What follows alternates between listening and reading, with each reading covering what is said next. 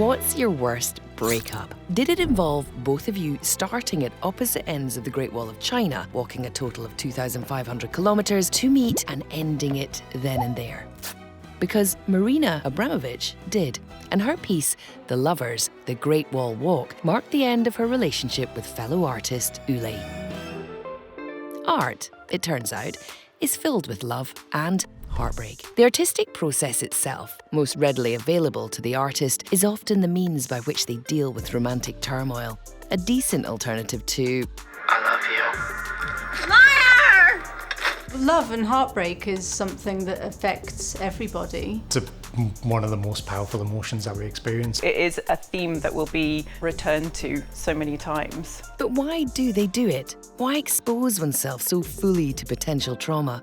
Let's take a look at the ways artists have dealt with love over the years, in all its ecstatic, often messy forms. Let's kick off this Lovin' with an exploration of relationships at their most heightened, their most amorous. How have artists tackled love when it's at its best? William Dyce, a Scottish painter associated with the Pre-Raphaelites movement, a group who often played on traditional compositions, themes and styles, specifically drawing from the Italian Quattrocentro period, or 1400s, did just this in his work, Francesca da Rimini, inspired by the ill-fated lovers described in Dante's epic poem, The Inferno.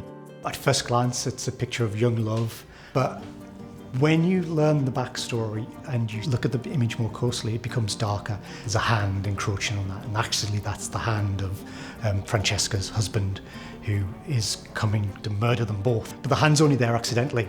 The original painting had the figure standing, but it was damaged. That section of the painting was cut off. We accidentally have this really dramatic picture that I think was actually enhanced by that accidental cropping.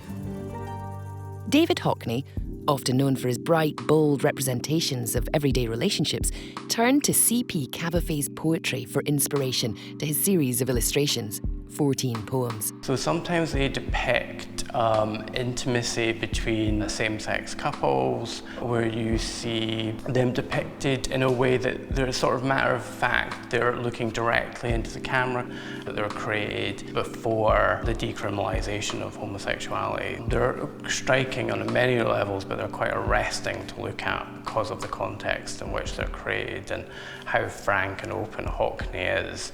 Artists have also used their voice to push back against love that society has deemed illegitimate. Memorial to Marriage by Patricia Cronin features two women, wives, partners, lovers, who are in their marriage bed asleep. So she made the piece in the early 2000s. So this was made at a time before marriage equality. It was made at a time when those kind of legal recognitions for same-sex relationships weren't in place.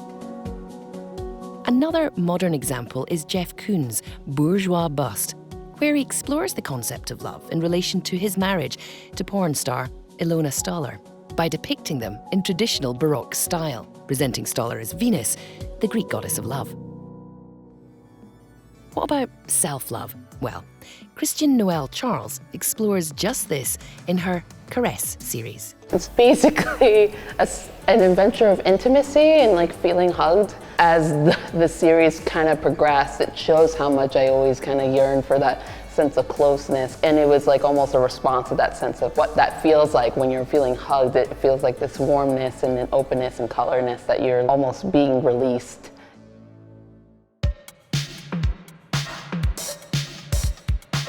How about when things get complicated? How have artists dealt with the more complex, nuanced aspects of love and relationships? This is a portrait of Max Ernst by Leonora Carrington. They were in a relationship at the time, so it's a very personal portrait. The horse is very symbolic of Leonora herself. It's sort of like her spirit animal or something. In any relationship, I suppose you're captive to your love for the other person. In the image, I suppose Leonora is captive in the lantern, and the symbol of the horse is representing her. The ambivalence is what is most striking about Ron Muke's Spooning Couple, a hyper-real sculpture in which the couple, although in a physically intimate pose, couldn't be further apart psychologically. Just look at his 1,000-yard stare. Maud Salter's poetry often deals with issues of love in all its complexity. In her own words, the central body of my poetic work is unequivocally the love poetry, which is addressed to both genders. Her poems about love are really incredible. They vary from sort of very tender writing about the love for her mother, her Scottish grandfather. Also, she wrote about the feeling of carrying a child and also losing a child as well. So these are really powerful, emotive, very beautiful poems. But she also wrote a lot about sex and just how enjoyable it is, the kind of lusty and sexy kind of aspect of life too. William Home Lazar's painting, A Scotch Wedding, contrasted romantic depictions of love and marriage of the time, when instead of showing the traditional moment of matrimony during a wedding, I'm not sure that the couple actually appear in the picture. It's more the revellers, the dancing, the drunkenness, flirting. These revellers are sort of piggybacking on the happy occasion. There's one man who's on the floor, he's so drunk. There's another couple where they seem to be discussing going underneath the tablecloth.